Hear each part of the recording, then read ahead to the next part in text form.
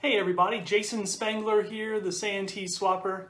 I've got an unboxing video for you today, and this one's a little bit unusual for me at least. Normally when I buy collections from individuals, I'm usually buying vintage items. A lot of times the collections that I've gotten in recently have been ones from maybe the 1960s where the gentleman had been a scout, maybe gone to a jamboree, and then if you kind of do the math, now in 2020, is maybe looking at passing on his collection, putting it back into the hands of scouters and collectors that would appreciate those items. However, the collection that I'm going to unbox today is really a modern collection. This is a lady that I may have even met because she at one time lived kind of in this general area. She had been on Jamboree staff at a couple of Jamborees, and she found me on the internet. We made several emails back and forth and made an agreement to purchase her collection. I also purchased her son's collection, which ironically came in a smaller box, separate from this one. It's a smaller collection, same time period. But there are a couple of interesting things in here that I really am looking forward to getting to. And so that's why I wanted to do this unboxing. Also because this is unusual that normally I don't deal with things like t-shirts and things like that. But however, in this situation, I purposefully purchased the t-shirts in here because again, this is more of a local collection and I wear scout shirts almost every day. This one is from 1991 when I was working at Camp Coker. In fact, I was the ecology director, and funny story there, the day after my high school graduation, I got in the car and drove to National Camp School at Camp Grimes in North Carolina so I could be trained to be the ecology director. So while this is not the staff shirt from 1991, it is still that camp shirt. And I really like getting old shirts, even though I have way too many of them. So anyways, let me get to the collection, which is what you really want to see. Didn't spend a whole lot of money on this collection. There's not a whole lot of super duper value here, but there are a couple of patches that are really interesting to me that I personally wanted to get. And then also a couple of other cool things that just kind of fit into some of my collections. So open this guy up and let you see what's here. Okay, so as I mentioned, this lady was on National Jamboree staff, and so some of the things you're going to see here are from that. She was on staff in 2010 and also 2013. Here's an NYLT belt buckle, something I've actually not participated in, as I kind of did my scouting a long time ago. And I'm still getting back into being a leader. I'm on a troop committee right now. So she was in the Georgia-Carolina Council, and so you will see some items here from the old Camp Linwood Hayne. Also, this is actually something I kind of wanted to get. This is a thank you, I think that's what this was. Yeah, a thank you patch that was sent out to people who worked on the 2013 staff, and that was something I didn't have for my collection, so I have sort of a frame from each Jamboree that I keep. Some of these other things from the Jamboree, I don't really collect, like chat and chew patches and things like that. This Dirt Patrol patch, things like that. I've got a lot of this stuff already. But again, there were a couple of patches in here that I was really looking forward to. And this group from the Jamboree, they were doing this idea of ribbons, woven ribbons that would go on the bottom. I actually want to just mention that I borrowed this idea for a camp patch that we did last year at the camp that I run during the summer, Camp Barstow. Our patch had 5 slots, and we made ribbons for all of our program activities so the scouts could get ribbons to go on there. So that's kind of a cool patch for me personally. Now, you never know about things like this. There's some wood badge shoulder strips in here, and sometimes there's people who in that council will really kind of want that stuff. I don't know. I haven't researched this to know if it's really good. Here's a FOS patch. You never really know. These are patches given out for Friends of Scouting when you make a donation. But this is the one that I really wanted to kind of dive in and show you guys. And if you're from my part of the world, you'll know what this is. So this is the Bob White Lodge contingent flap to the 2011 Dixie Fellowship. Now that sounds very, very random, except I have a little story here that I wanted to share with you.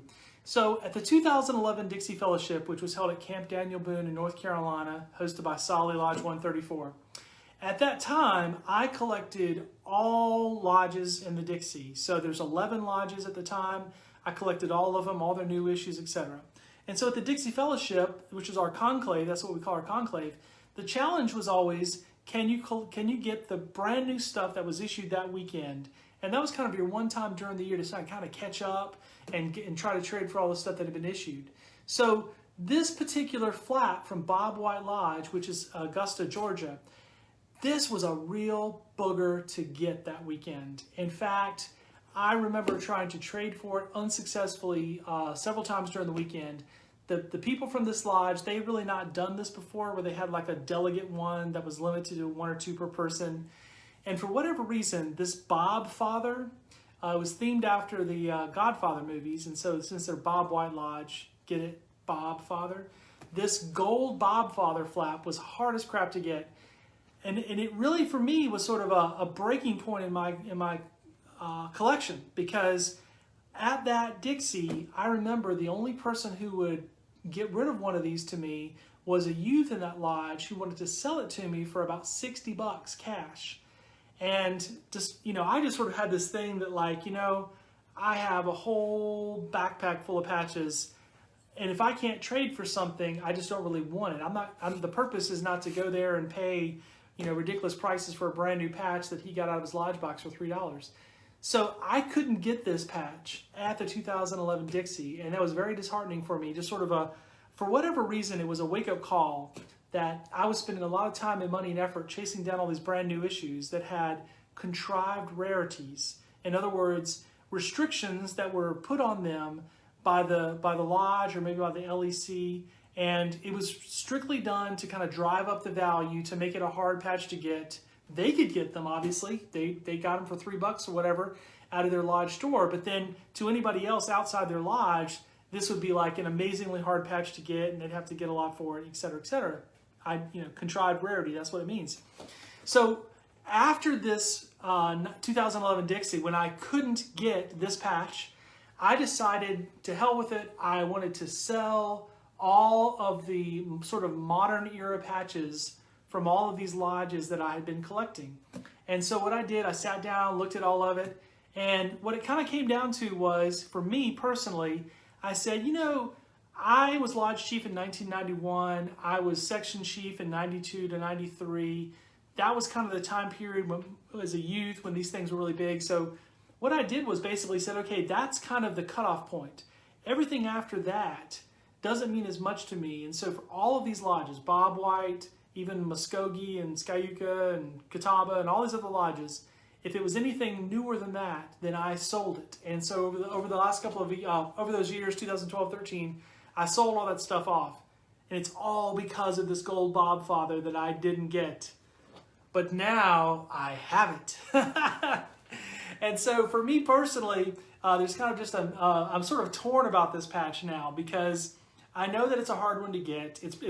I know it for sure. It's the best patch in this collection. And part of me wants to keep it just because it's one of those things like I finally got you. Or I could sell it and try to recoup the money that I spent buying everything else. I haven't quite figured that out. Another part of me says maybe what I should do is go back and collect each year at the Dixie Fellowship. Lodges made these kind of patches. Maybe I should put together a collection that's just each year have a frame of all the patches that all the lodges issued. But that would mean going back and repurchasing or retrading for items that I'd already sold. And I really, really hate going backwards. That always feels like going backwards. So I don't know that I want to do that. But I probably will hold on to this Bob Father for a little while just because. So that's the big story I wanted to share here. Some other patches here. She's got, again, things like wood badge and stuff, which are, this is kind of what happens in the modern era of scouting, is that councils issue shoulder strips for wood badges, NYLTs, Friends of Scouting, et cetera, et cetera, et cetera. And there is a group of collectors who collect these things, and obviously if it's your council, you're definitely interested. And so these might be ones that I can do okay with. These ones that are for summer camps or Dixie Fellowships, again, things that maybe are not quite as popular or as common, these will be harder. By the way, that's the 2011 Dixie patch. So that's the patch from the event that I didn't get the Bob Father, but I have it now. A couple more here. Again, nothing too impressive stuff from the Jamboree. This is actually a spoof set. I have a collection of spoofs. I think this is the ones that Peter Belak did, and these were at the 2010 Jamboree. Yeah, 2010 Jamboree, And so he had some weird deal on this one where at different places you could buy these, like almost at tourist attractions, you could buy these patches. I can't remember exactly what he did, but it was some clever little thing like that. Then from the Jamborees, there's a couple of interesting ones like this. Like that's Larry Pritchard was one of the lead guys. This is a staff patch. So I do have a collection of these kind of things. So I will double check all that to make sure that goes in. And then there is a nice set here. I don't have the pieces put together, but this is one of the cool sets from that Jamboree that had a Lego theme to it. So I thought it was pretty cool. So let me set these to the side. So again, this is not the normal collection that I buy because I don't really go after modern stuff. And you know, really not a lot of modern collections are on the market. People usually, they don't sell their Scout stuff until some point later in life when they're ready to kind of do that. But in this case, the lady contacted me, and I think she moved out of the area as part of what happened, probably just not involved in scouting anymore. So there's a bunch of t-shirts here. Honestly, the only reason I got the t-shirts, it wasn't because I wanted any of these Jamboree things. So what I do with these t-shirts typically is I have an antique mall booth that is in Charlotte called at the Sleepy Poet. You can look it up online, and I'll include a link in the video maybe. At the Sleepy Poet, I have a booth, and that's where I like to sell things like old Scout t-shirts, things like that. I typically just slap a $5 price tag on them and just let them go. But I bought the t-shirts mostly for this t-shirt right here. So I have a friend of mine, and if he ever watches this video, I will tell him this is coming to you, buddy. But I have a friend of mine named Colin Crick, and he is the guy who has, you know, maybe you have a friend like this, the friend that has the Volkswagen bus. And so my buddy Colin has a Volkswagen bus. In fact, later this summer, my son and I are going to go and camp with him for a whole week in the mountains of North Carolina at a bus festival where all these VW camper folks hang out. And so Colin, as far as I know, kind of has like a side collection of like VW themed patches, which some lodges over the years have done that for NOACs and things. And so in 2009, her lodge, Bob White, did a Dixie Fellowship sort of a hippie theme. And so on their t-shirt, which this is a large, Colin might could fit into it. It's a tie-dye and you've got the VW bus on it. So this is just kind of perfect for Colin. So I thought I'd surprise him with that. So Colin, if you're watching, I'm going to give you this when I see you at Bus Festival. And all these other t-shirts are literally ones I got only because I wanted that t-shirt. So anyways, that's all good and fun. Bunch of t-shirts in here. And honestly, she spent a lot of money mailing this, and the weight was in all the t-shirts. So I kind of spent a lot of money just to get the t-shirts. A couple of other cool things like hats, staff hat, staff neckerchief. This is the one she wore at the event. So those are kind of interesting items, even though they're staff items. And this is cool. This is a towel from that Jamboree. When she held this up, I actually thought it was a flag just based on the distance when she was holding it up. But it's just a really, really detailed beach towel from that Jamboree. And so, I'm such a Scout nerd that this is the kind of stuff I also get excited about. Like, I will literally use this as my beach towel now for the next several years because it's so scouting and it's so bright and colorful, and I think it's really, really cool. So sometimes when you're a collector, you'll buy collections for a few things like the hippie t-shirts, the beach towel that I wanted, the Bob Father flap, things like that, and here's a hat like that. So that's pretty much it. There's a couple of other things here, like more pieces to that set. She did have a Jamboree belt buckle that was kind of nice. So anyway, so that's kind of the end of that box. So let me throw these back in here, and then we'll open the other box, which has her son's stuff. And again, I'm not quite sure why, I don't buy collections that are new like this. I'm not sure why the son wanted to sell his stuff too, but made him a deal as well, got all that. So, and you can kind of see the time in scouting. So, oops. I think I just threw my knife over there. I have a sheath, but I think I threw the knife over there. Here it is. Okay, I like my little Western knife that I used to do with these unboxings. So, let's pop this open. This is a smaller box. I don't think there's any t-shirts in here. He's probably still wearing his t-shirt. It's like a good Scout. But there are some patches in here that you might want to see. All right, so you can kind of see what's going on here.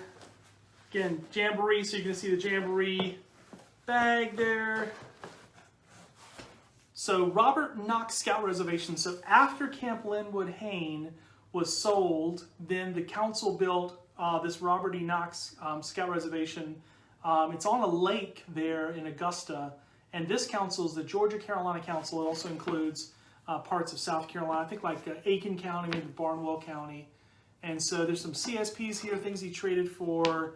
Again, he was at the Jamboree, so you're probably going to see a few of those things. And then again, what I was saying about councils, this is an Eagle Scout CSP from that council. Here's a Bob White Lodge contingent for a Dixie. So this collection in general is a lot more patch heavy. And as you can kind of imagine, this guy, he went to the Jamboree and was involved in the lodge. So there's just a lot of more modern patches in here. He did have a couple of these like Jamboree Service Corps type things that I thought were kind of interesting. And here's like Chief Scout Executive from the 2010 Jamboree. He had his own little patch. Seen that guy plenty of times, I'm sure. And again, just more of these like wood badge patches, which, you know, it's one of those things where maybe not many people need that or want that, but it might be something kind of hard to get. Sometimes with those wood badge type items, they only would make so many, and so they kind of were hard to get. This one I'm interested in looking up. This NYLT is kind of another deal. When you think about how many scouts are actually taking part in an NYLT, National Youth Leadership Training course, not that many go through each course. And so if they make a shoulder strip just for that event, then that might be something that's kind of interesting and somebody might want. So he had a bunch. Bob White Lodge during this time period, this is when they really kind of exploded with making sets. And so this is just a good little peek at that. A couple of these are duplicates, but I'm just showing you, for example, they had a bunch of different two-piece sets for, I think actually I just hold these back. There's 3 different two-piece sets that also have a topper flap from that event, which was a NOAC 2009. So you kind of see the time period here, more of that kind of stuff. So he did some trading at the NOAC, obviously. Again, that. Here's a Muskogee Lodge patch. I know where that can go. And some items from here. So just to kind of make the point, I knew this was in here. So he also had a Bob Father flap from having gone to that 2011 Dixie. So I guess in a way, this makes my decision a lot easier because now that I have more than one of them, I can definitely keep one and then rehome one to someone else. And then I will accomplish both things. I'll start to recoup a little bit of the money that I spent buying this collection, but I can also keep one just to keep it and say I did that. So now these are kind of interesting items. I had not seen these before, and I don't know much about them. These are armbands. So this young man must have been on the service corps for the Jamboree, and so there's an armband there that you would have worn. Gosh, you'd have to have skinny arms to wear that armband. But anyways, those are kind of interesting pieces. That one doesn't have an armband on it.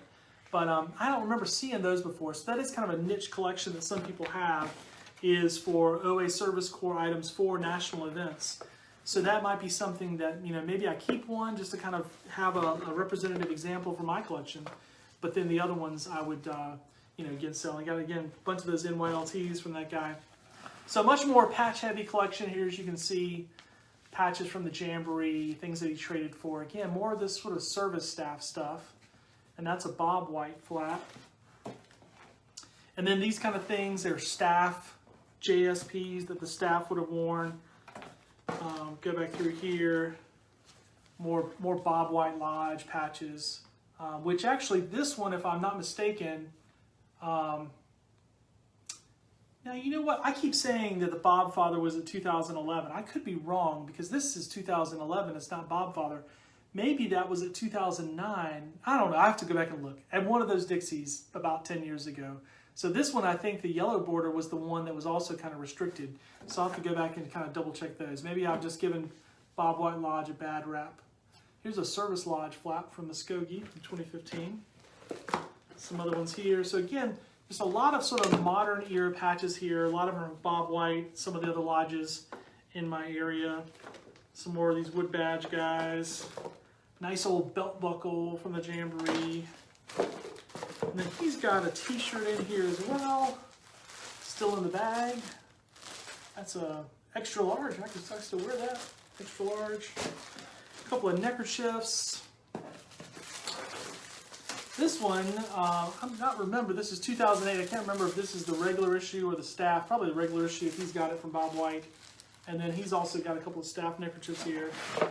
So not much else in the box, just some more Jamboree stuff, Dixie patches, Bob White patches. Yeah, more of that.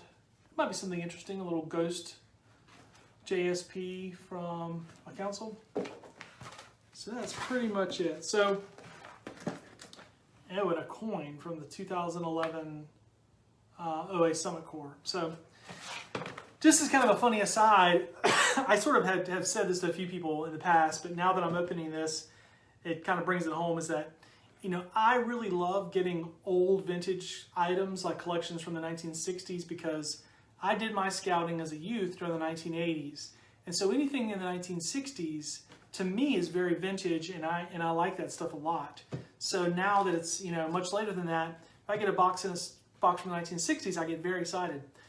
So this is what I told my friend, is that, you know, I really kind of hate it for the people in the future, you know, who, when you're going to buy a collection, you know, 10, 20 years from now, when someone's trying to rehome a collection, and you get a box like this, and it's just full of all this modern era, mass-produced stuff.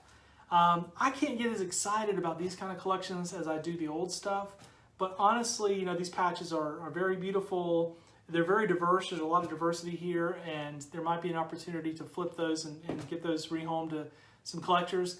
But I just don't get, you know, my adrenaline going as much when I open this kind of a collection as opposed to a collection that has vintage stuff. So we'll see. Hopefully in the future, there's still a mixture of that.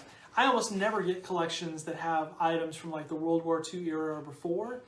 Scouting was just much smaller in those days, and they made a lot less memorabilia. A lot of the collections I get are from the 60s and 70s. Maybe if I'm really lucky, from the 50s. That's a great time period as well. So anyways, that's all for this unboxing. This was an interesting group. It was mother and son. 2 boxes, one from the mom, one from the son, both from the same time period in the early 2010s. And anyways, I hope you enjoyed this. If you like this unboxing video, go to YouTube. I have a whole playlist full of unboxing videos from the last several years that I've been doing this, and you can go back and watch those. I'm on Santee Swapper. I'm on YouTube. You can also go to my website, scoutpatchcollectors.com. So thanks very much, guys. Appreciate it. Jason Spangler, the Santee Swapper.